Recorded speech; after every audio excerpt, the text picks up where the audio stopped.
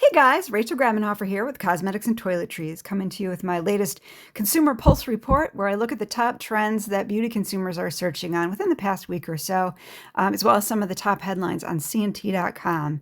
So let's kick things off here. Let's go over to Exploding Topics, where according to this source, in the last 2 years actually, an increase of 420% on searches for red light mask, which I think is interesting. It's been on the rise for a while, but you can see it really just recently peaked. This probably has some connection to seeing all the CES show beauty devices that are winning in all kinds of categories. I know that any of those reports have gained a lot of traction on our own websites when we write about them.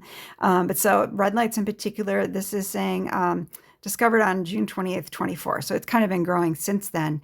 But obviously the red LED light is used to kind of improve skin texture, wrinkles, to build collagen.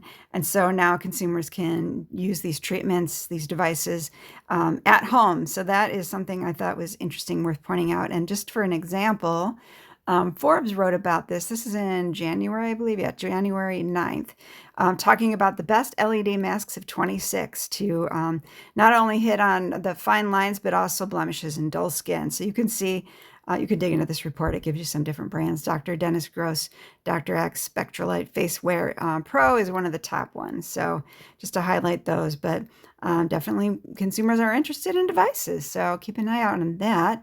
Skin flooding is back on the radar again. You could see it was kind of up and it's up again. I know we've talked about it for a few years now. In the last 2 years, it's grown 367% in the searches, according to this source. This obviously, many of you probably know, talks about really deep moisturizing, getting to the deeper layers of the skin, pulling moisture in to improve skin health. So I wanted to point out, let's see, this is an older report. I think this is from, October last year. But this sort of look at TikTok reports and what is skin flooding? What is this trend about? They interviewed some experts. And one of the things I wanted to call out, I'm not going to dig too deep. Here's some examples of products they recommended. But one of the things they talked about is it's not just hydration and adding a moisturizer. It's about layering and getting different effects from that. So I thought that was another thing worth highlighting this week. Moving on to Google's trends, Google Trends. This is a search in the last 7 days for skincare topics. Now, according to this source, let's see, searches on wild and wood skincare are up over 1,000%. So I dug into this, but it's not for the reasons you might hope for. It says they're closing. So that probably has a lot to do with drawing interest. They do have a sale going on, so that might have drawn some curiosity from beauty consumers as well. But yeah, I just, you kind of hate to see a company go down. I know it's tough times right now, but that is one thing that people are searching on. Also at Google Trends here, the second slide, if I can find it again, Miranda Kerr skincare has been searched on more, up 1,000% here, over 1,000%. This was interesting. It isn't really about a skincare line, but they did this report. I think it's in Channel 7 News. Let's see if I can get to it here. Here it is. She posted this image. Oh, I lost it. Sorry. Read more. Here, see this device thing? Again, talking about devices, but this Australian model is talking about using this epic beauty regimen, and she's like under all these lights, almost like a heat lamp at a deli. I don't know. Not that it does that to you, but I think that sort of, if you read the story a little bit deeper, it kind of talks about teasing and making fun a little bit of some of the layered upon layered beauty treatments that a lot of celebrities post. So I thought that that was interesting, but it does tie back in to that gadget talk, that, trend going on in LED masks that we talked about. And then this last one's sort of interesting too.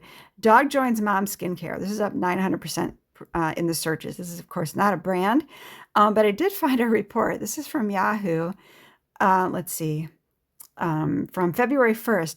There's this, I guess, growing trend about dogs being involved in their mom's skincare treatment. So they have this poor dog in a facial mask.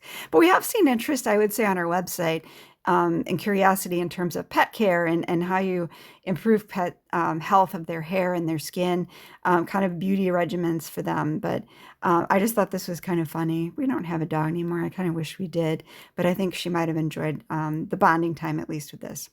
So anyways, that's a beauty trend with dogs and pets, I guess. Interesting. Moving over to C&T.com headlines, you may have seen we officially announced the C&T Alle Awards finalists this week.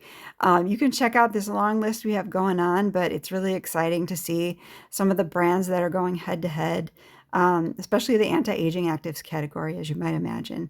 So I'll let you dig a little bit more into that, but check that out. We actually will be opening ticket sales probably at the beginning of March for that event, which will be held May 18th, the day before the SEC New York Suppliers Day.